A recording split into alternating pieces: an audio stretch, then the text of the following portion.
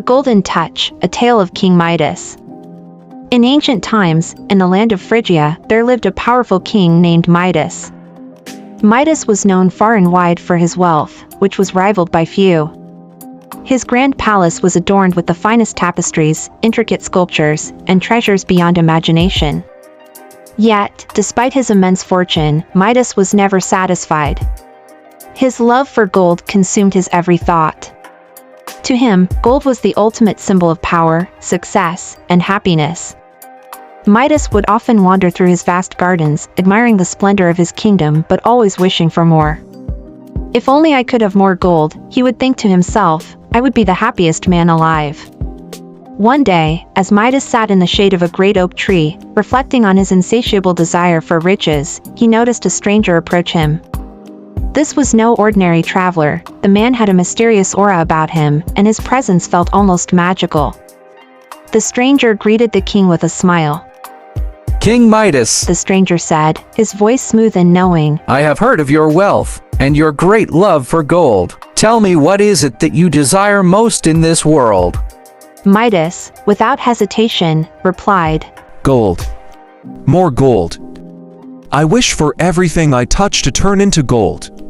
The stranger raised an eyebrow, amused by the king's request. Are you sure, King Midas?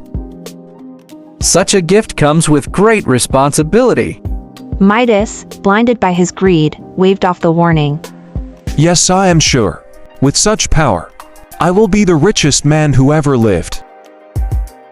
The stranger, seeing Midas's determination, nodded. Very well. Your wish is granted. From this moment on, everything you touch will turn into gold. But remember, not all that glitters is gold in the way you think. With that, the stranger vanished, leaving Midas alone beneath the oak tree. At first, Midas could hardly believe it. Could it be true? He reached out to touch a small branch on the tree beside him, and in an instant, the branch shimmered and transformed into solid gold. His heart raced with excitement. He touched a stone, and it too turned to gold. He couldn't contain his joy and rushed back to his palace to test his newfound power. Inside the palace, Midas touched everything in sight, the columns, the statues, the furniture, turning each item into gleaming gold.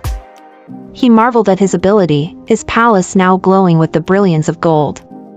Servants watched in awe, though some whispered in worry, unsure of the king's reckless behavior. Later that evening, Midas sat down for a grand feast. He had worked up quite an appetite with his newfound powers. The table was laid with delicious fruits, meats, and wine. But when Midas picked up a loaf of bread to eat, it turned to gold in his hands. Confused, he tried a piece of meat, but it too became gold before he could take a bite. His cup of wine, as soon as it touched his lips, solidified into gold. Hunger gnawed at his stomach, but Midas could not eat. Panic began to rise in his chest. He hadn't thought that his wish would affect food and drink. How would he survive if everything he touched turned into gold?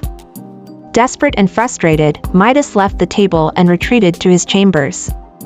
As he sat there, lost in thought, he heard the soft footsteps of his beloved daughter, Marigold. She had seen her father's distress and came to comfort him.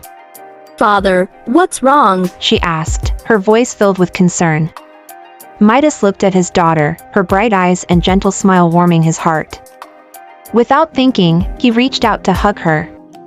But as soon as his hands touched her, Marigold's body stiffened, her soft skin hardening into cold metal.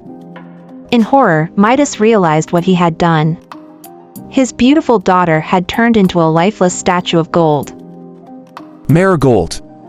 Midas cried, falling to his knees beside her. He touched her golden face, but it remained cold and unyielding.